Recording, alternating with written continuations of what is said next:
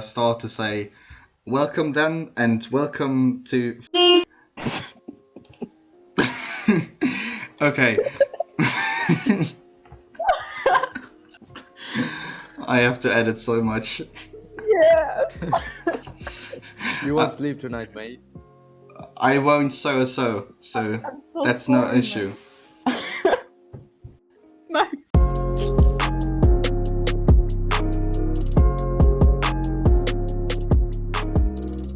Welcome then to the third episode of the Racing Or Ping Pong podcast. We hadn't had a podcast about the race at Russia because I was unavailable, and yeah, that was basically the reason for it. But today we're talking about a more exciting race than we had in Russia, the Eifel GP that we had in Germany. At the Nürburgring, I don't have to travel a lot to this track, so I also enjoy it so. I think it is a brilliant track, and we had a brilliant race there. But first of all, I'm introducing you to the brilliant guests I have today. First of all, ladies first, we start with Lara, who has a fan page on Instagram, Zep05_Vettel, where she posts interesting and nice edits. So, yeah, hello, how are you, and what were your first impressions of the Eifel GP? Hey, it's me. I think it was a very, very interesting race. Yeah, love it. Then we also have Davide here with us. So yeah, Davide, the same questions to you. How are you, and how did you like the Eifel GP at the Nürburgring that we have had last weekend? Yeah, hi Max. I'm doing well, and thanks for the question. Yeah, I really liked the race. Also, when Ricardo took the third position, I really loved it, and we already know that Abiteboul will get a nice tattoo from him. So really nice race, a lot of overtakes and great stuff at the Nürburgring. I can just agree with that. Yeah, the whole Ricardo thing, we're going to discuss that later on. Interesting topic indeed.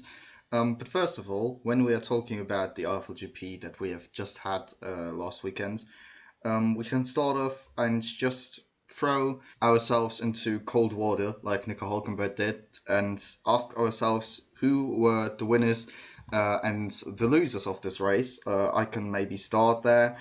I think it is very difficult to talk about it because there are so many drivers who can be called winners of this race and losers. It's difficult to say, yeah, this one was the clear winner or this one was the clear loser.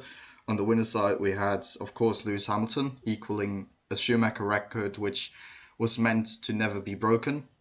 But even Mick Schumacher said records are there to be broken, and he is hungry to beat that in the future.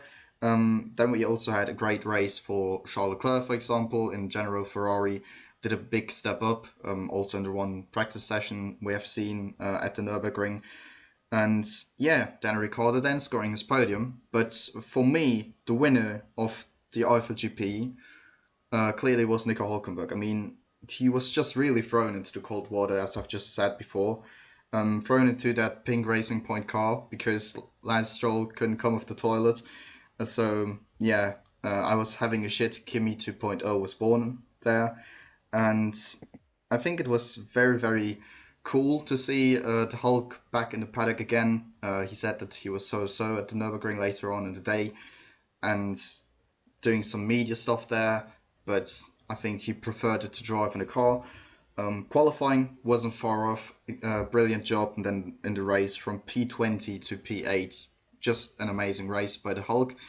But ladies and gentlemen, how do you think, or who do you think was your winner of the 2020 Grand Prix at Germany? I have three losers and I don't know, 2 or 3 winners. I think I started with the winners. So Daniel, I think it was a very, very good race for him. He had a perfect pace and yeah, finally did a podium with Renault. So yeah. But also Maxi did a good qualifying, then P2, and stole the fastest lap point from Lewis. I think that was just beautiful.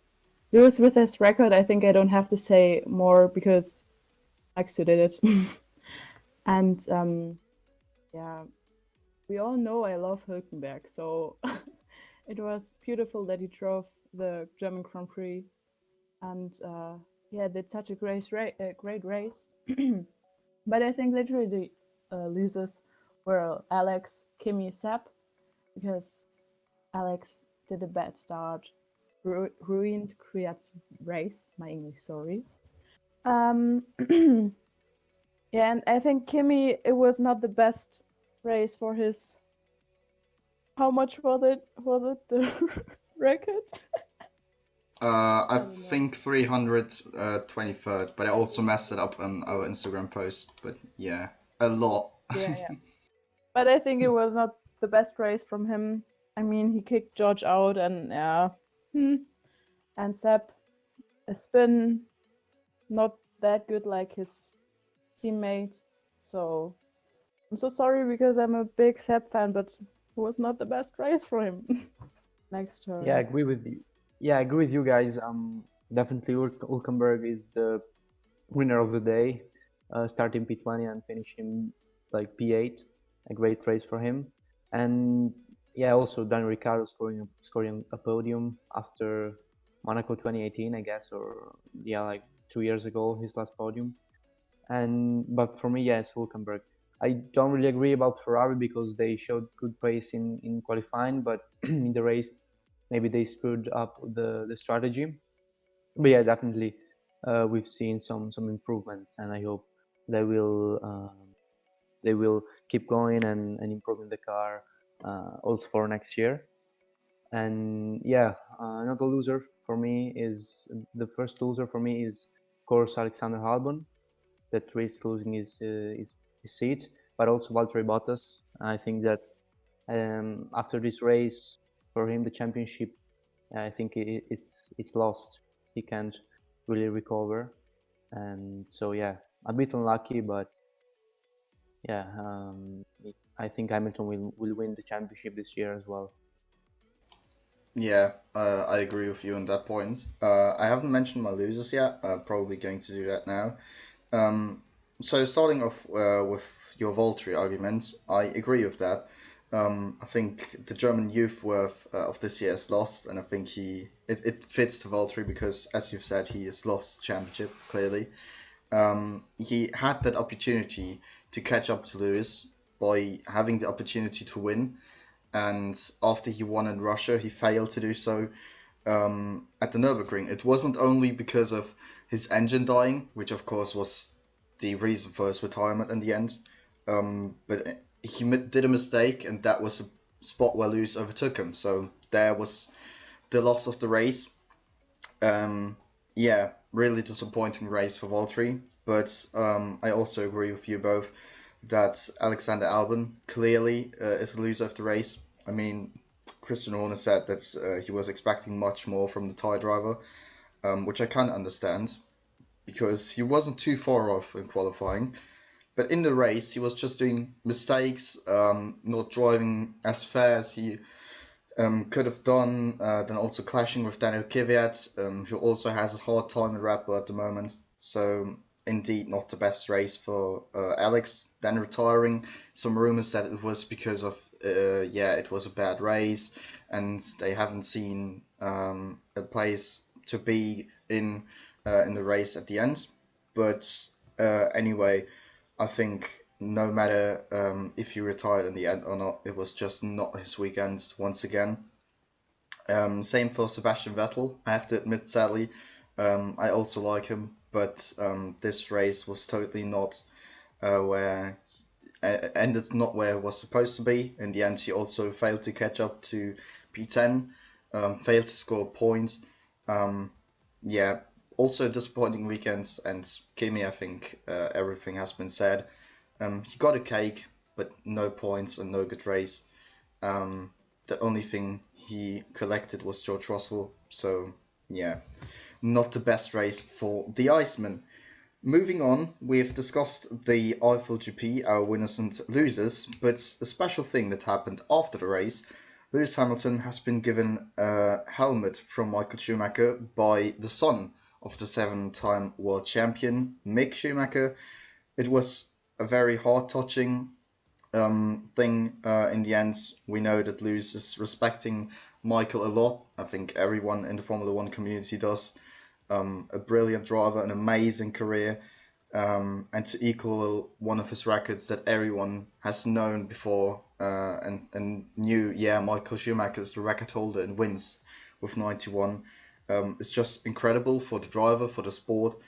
It was just history written, and that Mick is giving a helmet of his father to the one who has broken it was just a very emotional moment.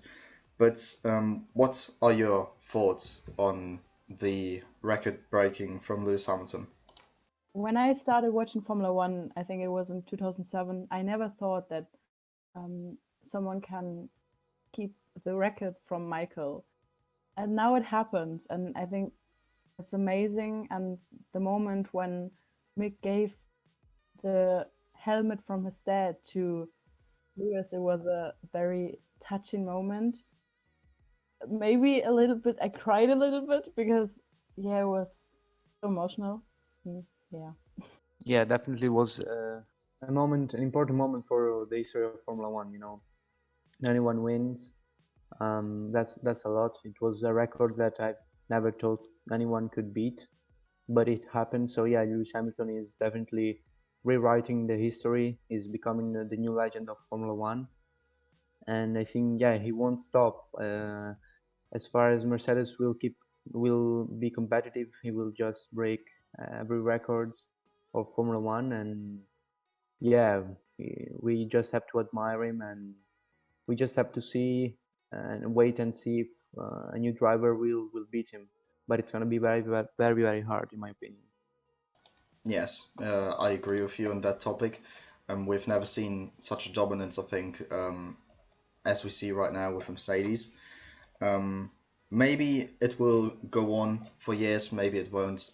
This is just in the future. But anyway, I think I also agree with what Lara said, that I also would have never thought that someone is going to break that record, even back then. I started watching F1 a bit later in 2010, but even back then it was the same, I think, and the record was there.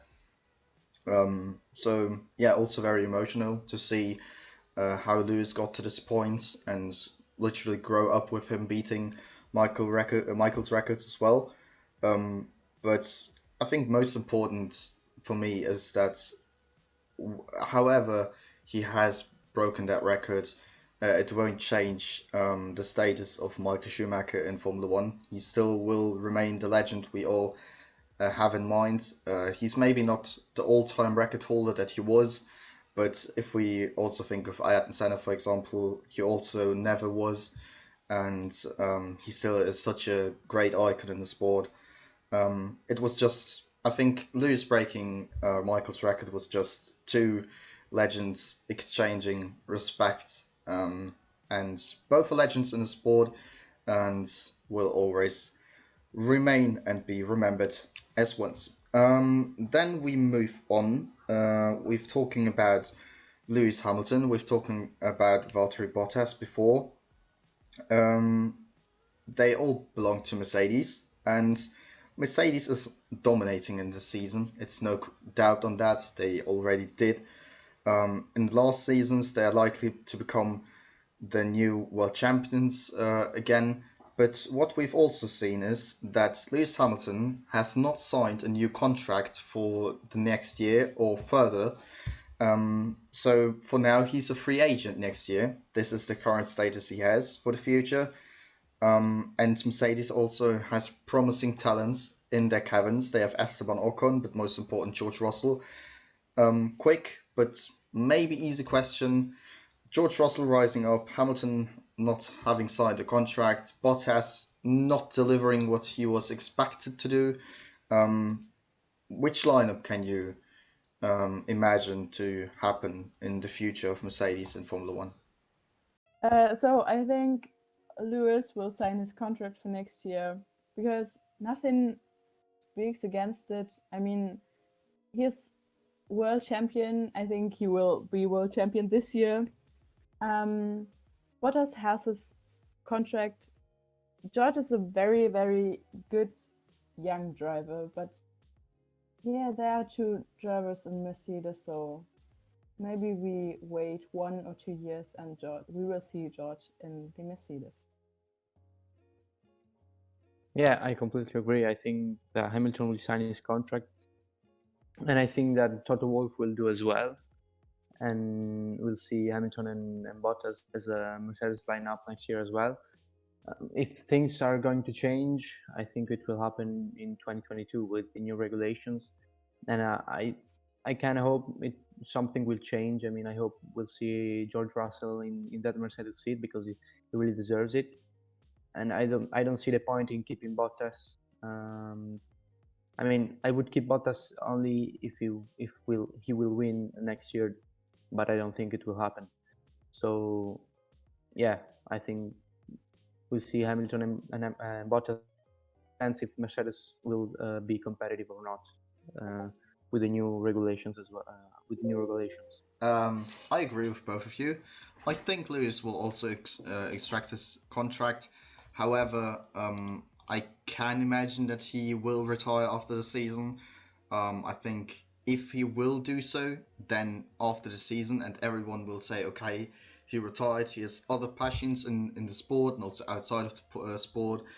Many things going on also with fashion things and stuff. So he's involved there as well. He's in the perfect age to step into other things than motorsports or even into other categories. So if he would retire, it wouldn't wonder me. But anyway, I don't think that he will do so. Moreover, I think that George Russell will, of course, be the future of Mercedes. I think that Mercedes will only wait until he's not biting himself with Hamilton, because that would be the nightmare for Mercedes. If they have to two not learning from each other, or actually George more learning from Lewis, but fighting against each other in such a sacrifice than we had back then with Lewis and Nico, which ended toxic. So yeah, I think they're only going to wait until then. As long as George won't step up, they will continue with Valtteri. That's I think their line they have. Because if they take Esteban Ocon, for example, then Ocon would be furious if they throw him out for George Russell. I mean, sooner or later they have to take another driver next to Russell. But yeah, these are future speculations, and I think, yeah, 2022, 2023, this is the time where we can see the move from Russell to Mercedes. I would love it. I mean, George is doing an amazing job at Williams. Of course, he isn't in the position of maybe scoring points. But anyway, he's doing great results, and no teammate he has had so far has a chance against him. It was a different story with Robert Kubica, but Latifi is nowhere near Russell. So yeah, it is interesting to see what will happen in the future, but Hamilton and Russell is the future. Moving on from Mercedes to a team which is similar in their aim in races, which is taking the victory. They've only won once this year, but anyway, it was the only win apart from AlphaTauri and Mercedes. Red Bull Racing. They have no supplier after 2021 yet. Maybe there are going to be crazy news in the future. Honda is going to leave F1, and so Red Bull is also losing its engine supplier. However, we are speaking not about Red Bull for now, but about Alexander Albon and Red Bull's lineup. There were many rumors, especially after the Alpha GP, concerning Hulkenberg, Perez, both being options. Helmut Marko said that they are plan B for the seats next year. And we all know that the seat is empty for now. We all know that Albon is struggling. We all know that Albon also lost a kind of the support that he had in the team. I think we can really speculate on who could possibly replace him. Gasly being an option, Tsunoda maybe also as well, if they throw him into the cold water. But yeah, Hulkenberg and Perez plan B. But I'm asking you both, what is your plan A? What is your maybe dream lineup, but realistic lineup at Red Bull for next year. Yeah, I think I speak for many when I say Albon is a talented driver. So, but he doesn't show his talent, I think. My dream is that he drive for Red Bull next year because he can show more. But when I think about the lineup, I don't know which driver would be better.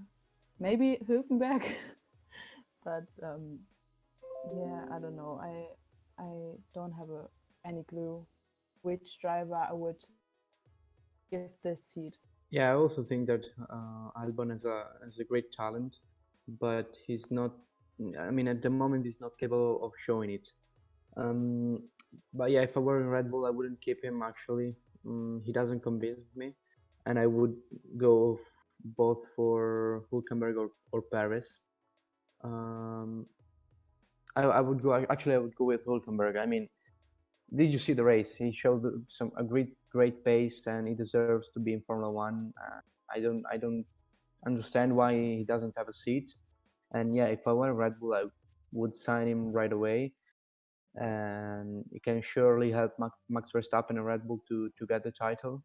And why not? He could also score some podiums, which we would all love, and maybe score some wins if Red Bull is competitive, and maybe could challenge also Max Verstappen for the title. That wouldn't help Red Bull, but if he can be a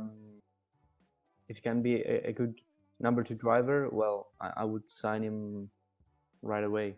I agree with you. I mean, Hulkenberg has shown something which not many drivers can show.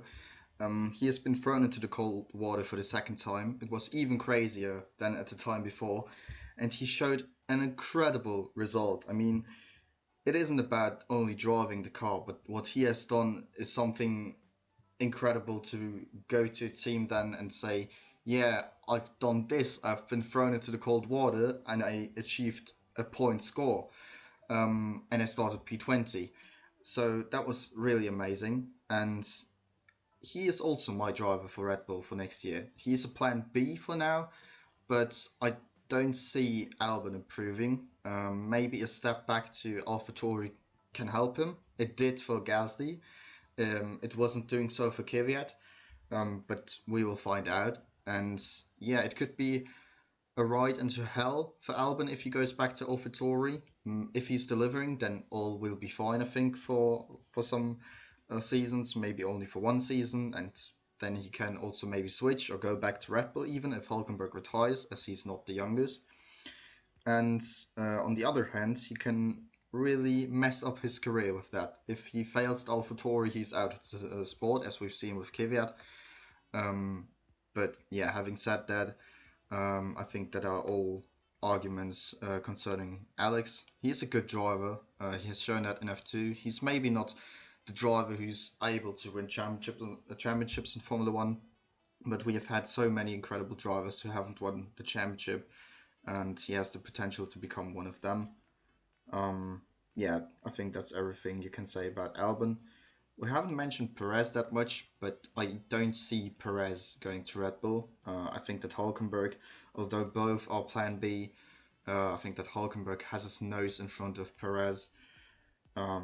And yeah, if Perez is not going to Haas, which also isn't that attractive when you come from Racing Point, then he can also find other passions in motorsports. So yeah, nevertheless, I think that both Hulkenberg, Perez, and also Albon will find their right spots next year, and that no one will end up with an empty seat in the end. Who will also not end up with an empty seat next year is Fernando Alonso. He retired in 2018, retired from F1 after really bad years at McLaren. But then he announced his return to the sport to the team with which he has won his only 2 titles.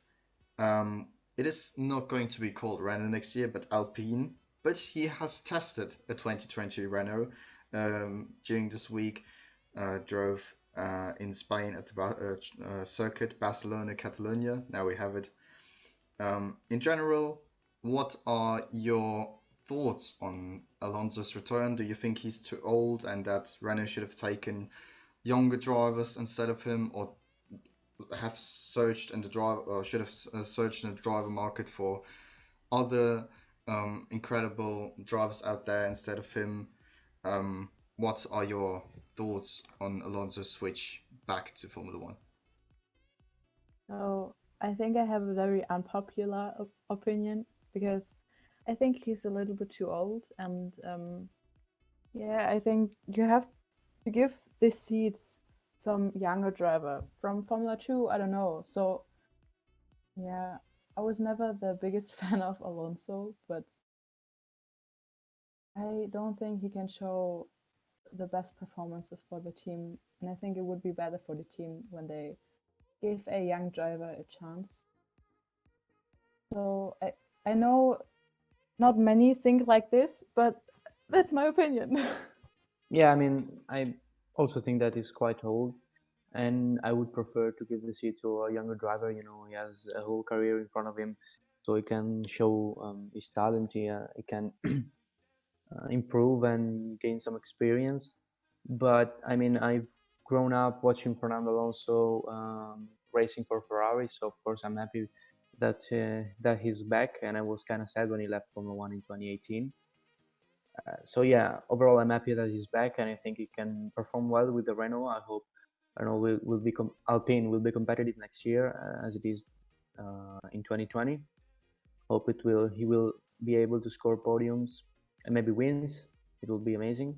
So yeah, overall I'm happy that he's back, and yeah, but I think he will stay just for 2021 and 2022, and then Renault will give the seat to a younger driver, because yeah, Formula 2 is full of young talents, and they deserve to be in Formula 1. Yeah, I also think that way clearly. The young talents that Renault has are incredible. We have Lundgaard, we have Zhou, but I kind of am more on the side of the choose for Alonso wasn't a bad thing, because I think taking a junior driver is always a risk because you never know how he's going to perform on the rest of the year. Especially when he's not in the championship fight, with which Lundgaard and Joe aren't that much. I think Lundgaard could possibly still win the championship, but Joe not. And also, it is very difficult in terms of license points. If they reach them, they can actually move up. And if you plan with them and they fail to get their super license, then it is a minus for both of them. Then it is a bad situation for both team and driver. And notably, Renault is improving. They have done an amazing job this year. They've improved from 2016, from their return to now. Last year, they were nowhere near podium. Surely this year is something different, also with less top teams, as Ferrari is not a top team at all in this season. But yeah, their first podium score showed that they are somewhere, and also they scored multiple P4s. Ricciardo is delivering so amazing results, and also the fact that Fernando said that the car is actually better than he is at the moment is giving good hints that Renault could even be better next year and maybe fight for podiums constantly.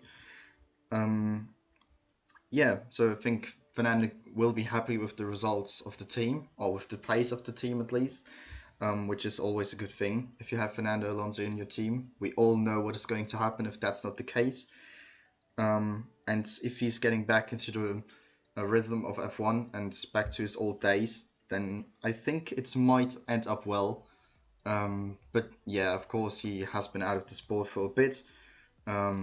So let's see what will happen. But I'm looking very optimistic onto this switch. And if their only options would have been younger driver or Alonso, I think Alonso is definitely a decision which I can understand. So yeah, I kind of disagree with Lara in her point that she said that Alonso wasn't the right choice. However, all opinions are welcomed. we are at Renault at the moment, at the French team, which is having its seats in England, I think, in Enstone. And it's going to be called Alpine next year. And next year also Cyril Abiteboul, the current team boss of Renault, is going to have something new on his body, which is a nice tattoo. He lost a bet with his driver, Danny Rick. Whenever Daniel is going to score his first podium with Renault, then Cyril is losing the bet. It took a while, definitely, but after Mugello failed to provide that loss of the bet, the Eifel GP brought it, and also will bring a German touch onto Cyril's body. But are you looking forward to this tattoo that Cyril Abiteboul is going to take? And do you have any ideas or motives that you wish Daniel to consider? I'm really looking forward to the tattoo because, yeah, we all know Daniel have always good ideas, so I'm looking forward. Maybe a wonderful tattoo of Daniel's face with the trophy or something.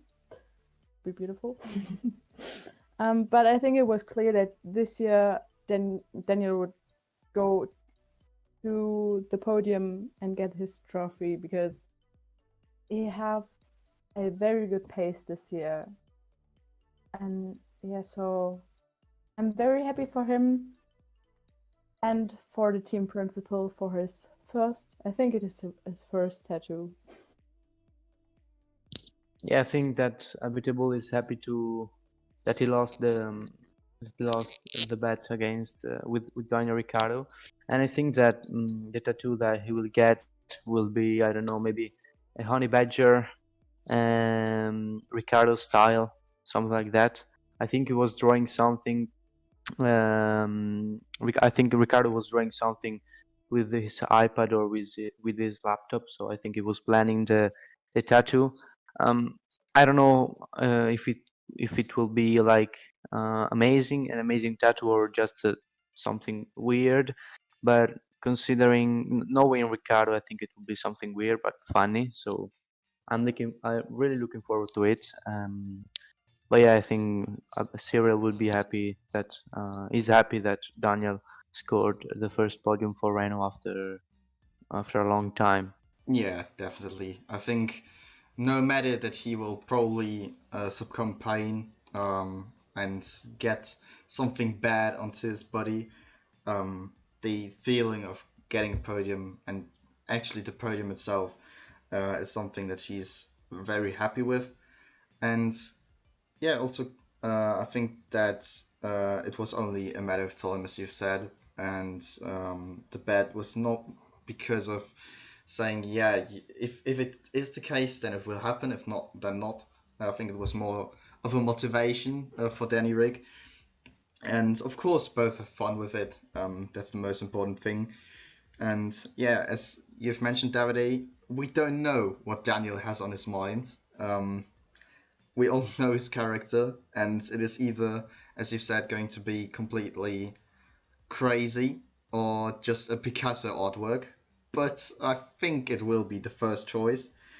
The only thing he has revealed so far, which is fixed, is that it is having a German touch, as the podium was scored in Germany.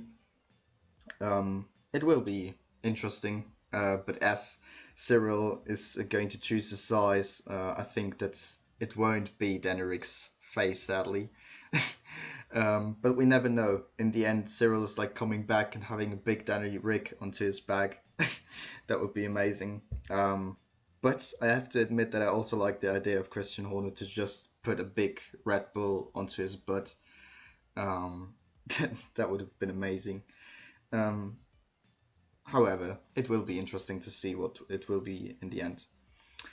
Also, it will be interesting to see how long Kimi will stay in Formula One. He has broken a record like Lewis did, not on wins, but on Grand Prix starts in Formula One. It was also a record that I thought would never be broken. Rubens Barrichello held it. The teammate of Michael, it had to be that both Michael and Rubens' record, the Ferrari Dream Duo, have been beaten on the same Grand Prix and by two legends of the sport. Kimi was like not having the best race, but he had the record. He got the cake, not the drink maybe, but the cake. So yeah, that is the reason for me to ask you both.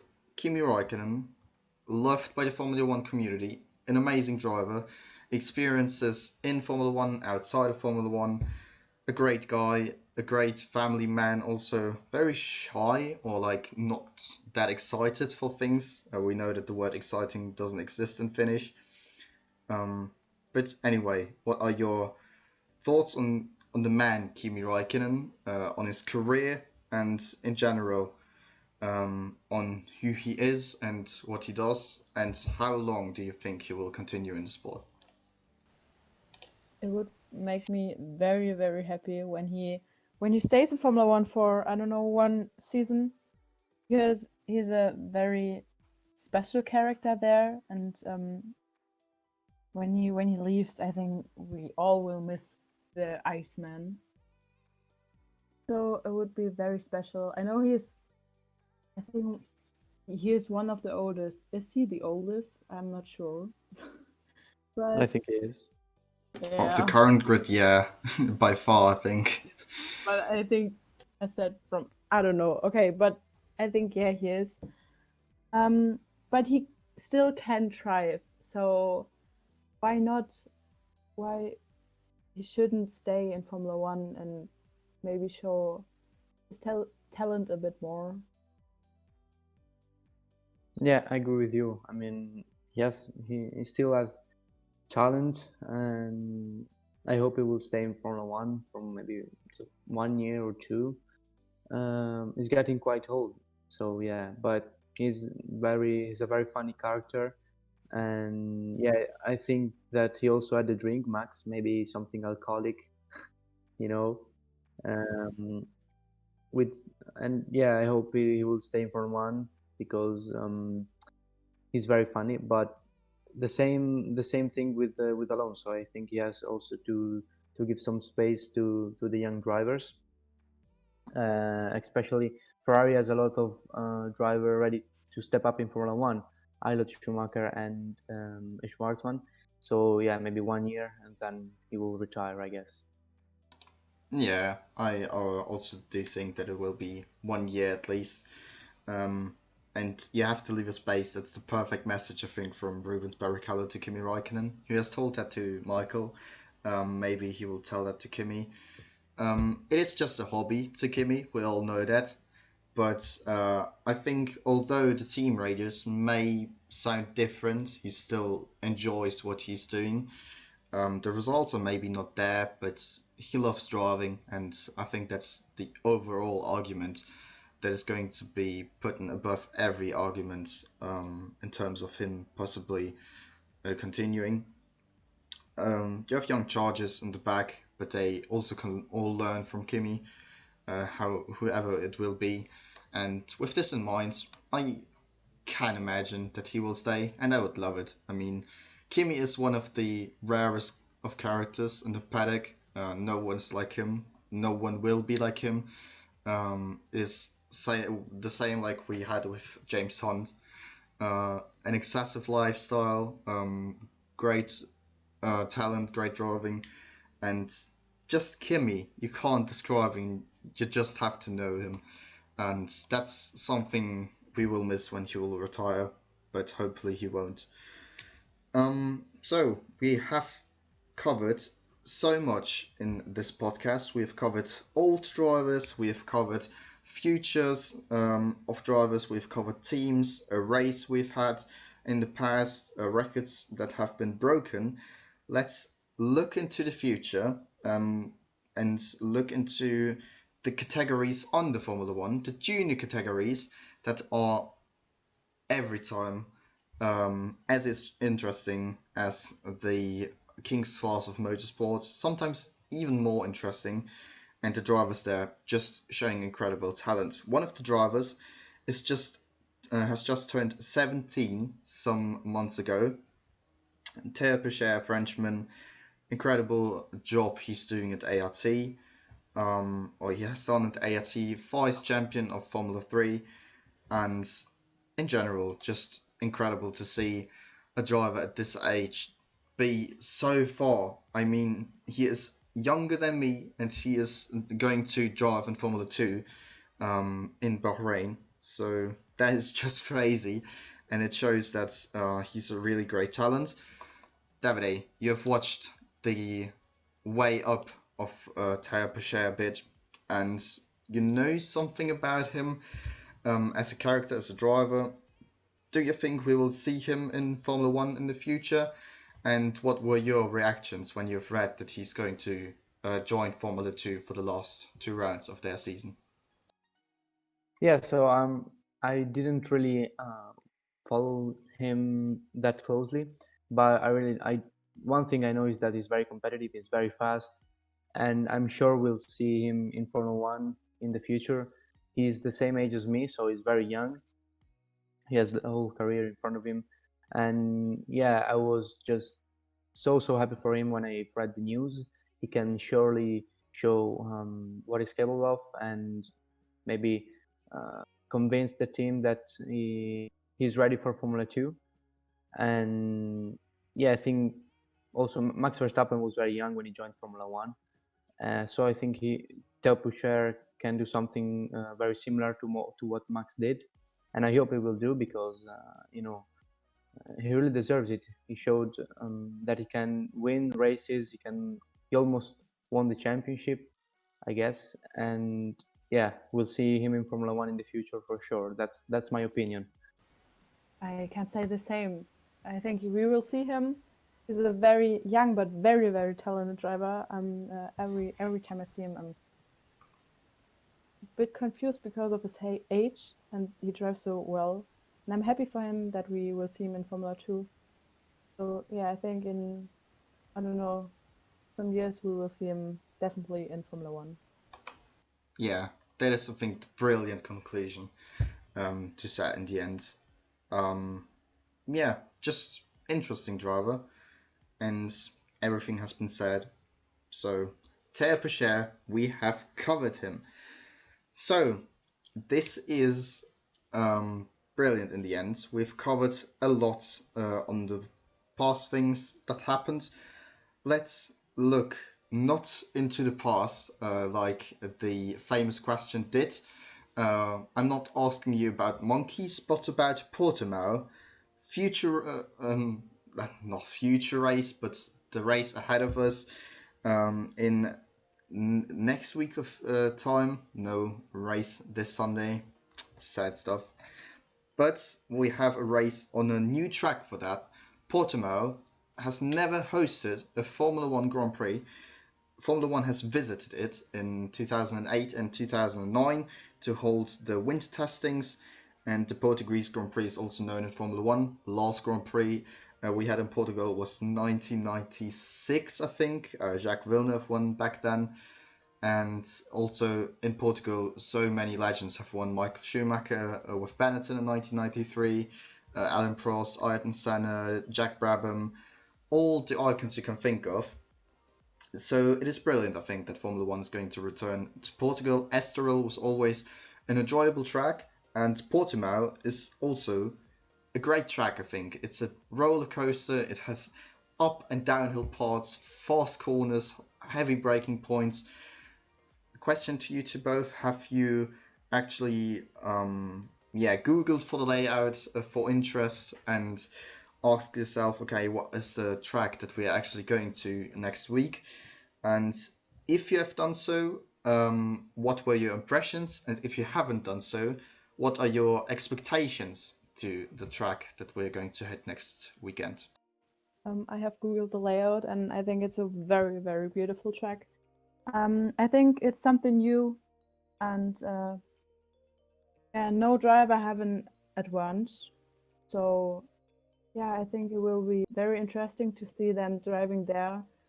And they can show their talent. Yeah, I think it will be very funny to see them there.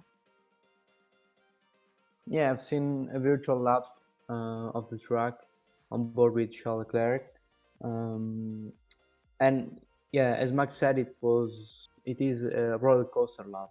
It's amazing. You go uphill, then you go downhill, a lot of elevation changes, fast corners, slow corners, hard braking zones. And a lovely track for Formula One. I hope we'll see a lot of overtakes, and that would make the race even crazier and even more beautiful. I think that this year the new tracks didn't let us down, so I hope Portimao won't do it.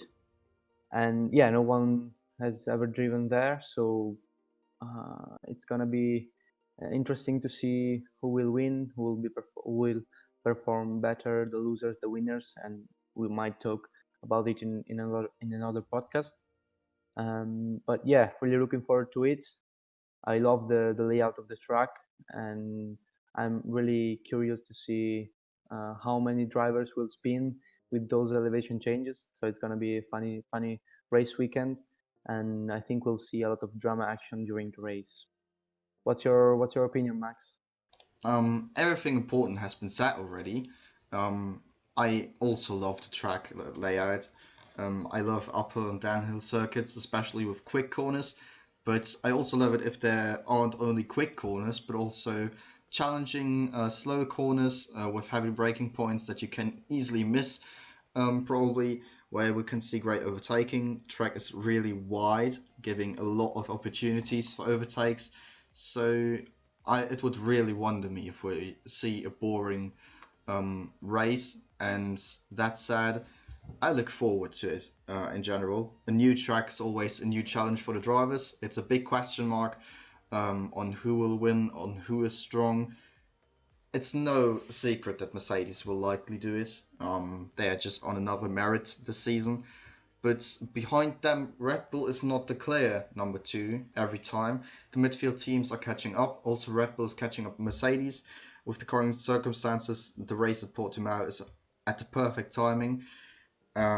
So, yeah, really looking forward to it. And really looking forward also to see this track in the future. Definitely. With that being said, and having covered what Portimao is as a type of a track, now we come onto our favorite part of the podcast, which is doing wild predictions. In the first episode, I remember back then, which was about Monza, we have totally screwed up the predictions for Mugello. Afterwards, in the Mugello podcast, I have actually done some good predictions on Russia. Let's see what we can get out of ourselves for Portugal. So, ladies and gentlemen, your prediction on who will win the race, podium, and bold predictions really go wild. It could be the unrealistic things, but if you hit it right, then you can just walk through life and say, okay, I'm just hop out. I've just said anything I want to say. Ooh. I think it's very hard to say who will win this race. I think Mercedes is at the front, so maybe Hamilton, Valtteri, and after that Red Bull. So that's the main thing you can say.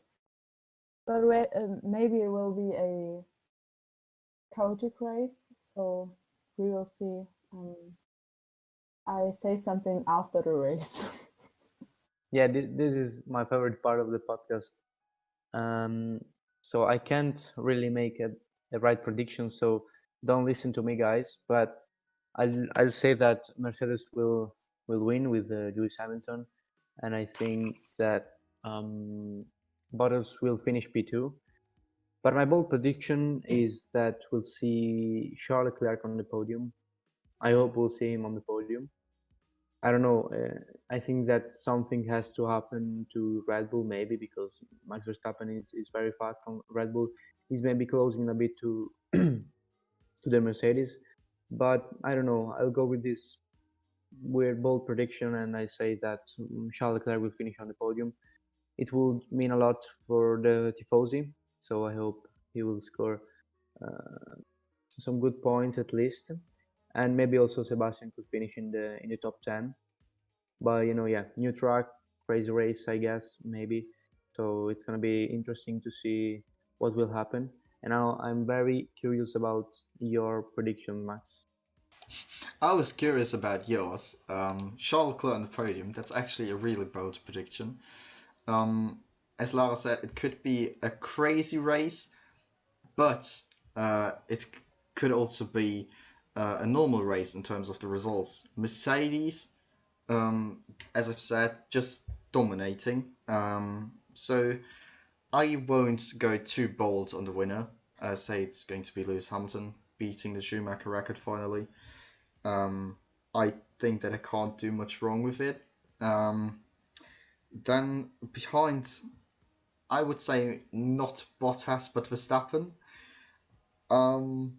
He had unluck at Mugello, which is quite comparable to Portimao, but I think he will get this P2.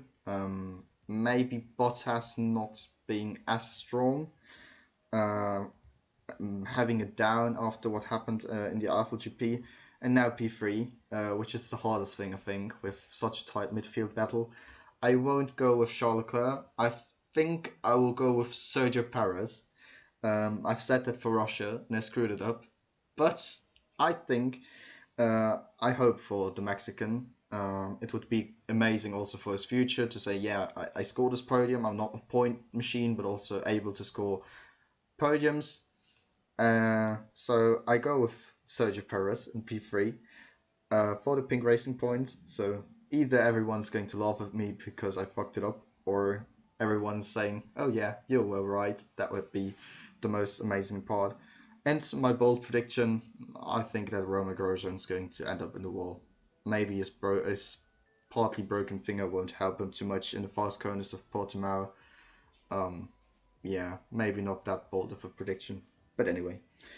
So, my list is fully covered. We've discussed everything in the newest weeks of Formula 1, the newest races, the newest news in Formula 1, every interesting topic, every driver, every team nearly.